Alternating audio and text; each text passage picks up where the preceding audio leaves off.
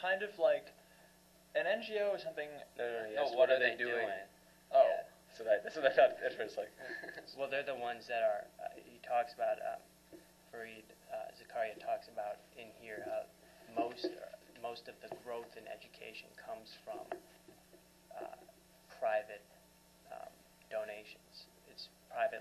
He talked about the billionaire who created a school, or who was creating a college, and that should be something that it's good that obviously it's good that a private organization is doing that, or a person in this case, but the government should be expanding that role.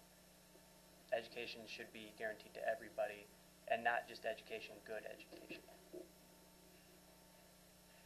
Yeah, Zakaria states on 144, the vibrancy of the Indian private sector compensates in some measure for the status in the state sector.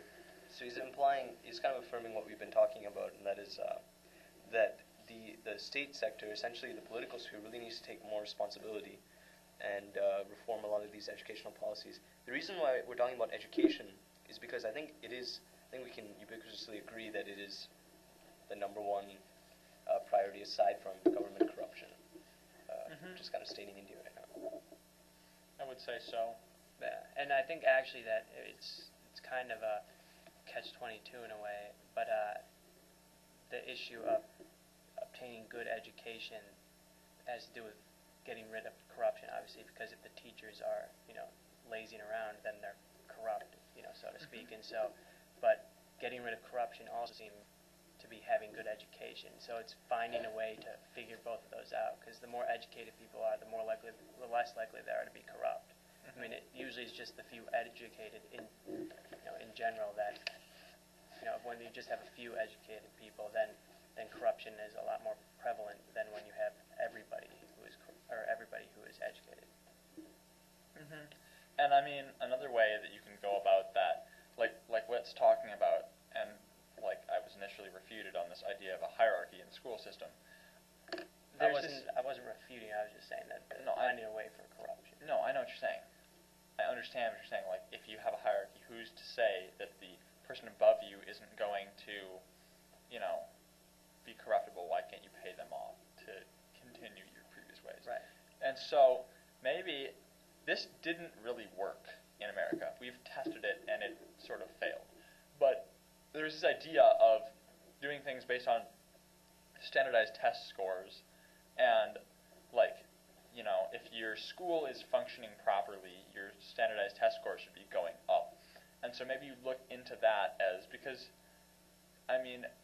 Well, it's actually debatable if it even worked in the United States. Yeah, that's what I'm saying. No, I'm saying there's evidence that it didn't work. I'm pretending like it didn't work. But there's evidence that it did work, too. So. Okay. It is both sides, but I'm going to play devil's advocate and assume that it didn't work.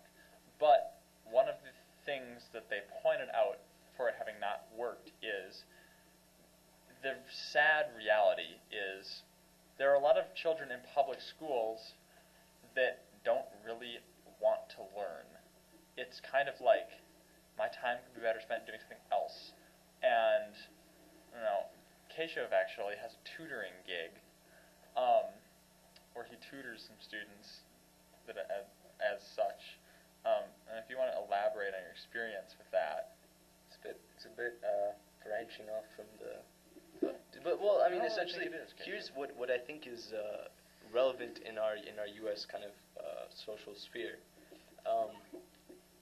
That the priority of education, because it's so available, perhaps is diminishing in some areas. I mean, it's obviously diminishing in some areas, and other kind of activities are taking higher roles, which is, it's all right. But I guess in terms of India, in terms of the village people, I think we need to realize that their priority, education, is clearly not number one.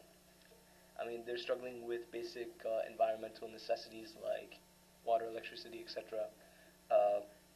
Elementally, I think we need to talk about the infrastructure of these villages and how that is affecting their motive, to seek out education. And that's true, absolutely. But with the issue, I mean, if somebody's starving, they're not going to be as focused on education as somebody who already has enough food and shelter and stuff like that. But and also I think that when we talk about government, we're not necessarily talking about the centralized federal government, so to speak, but we're talking about the more individual bases, because they're the ones who have had growing power, as Zakaria states. But that doesn't mean that the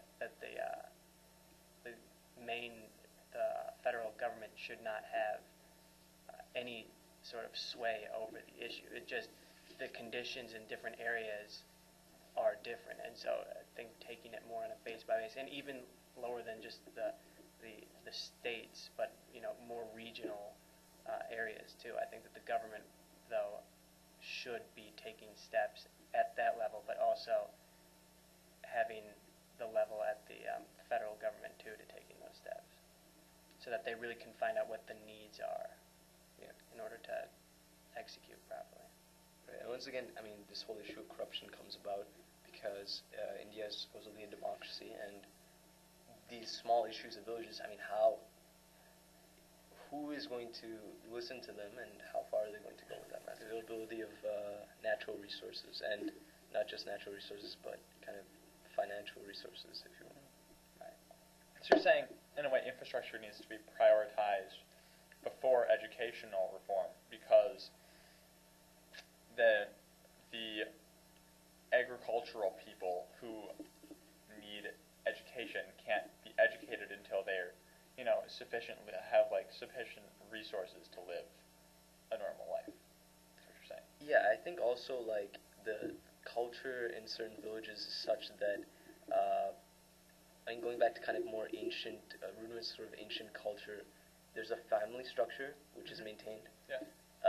And if it's in a village, that may be like a farming kind of family. So children may not necessarily be encouraged to go seek higher education, because who's then going to benefit the larger good, which in that case would be family. And so there's that issue too. But yeah, infrastructure definitely takes a higher place. I think that really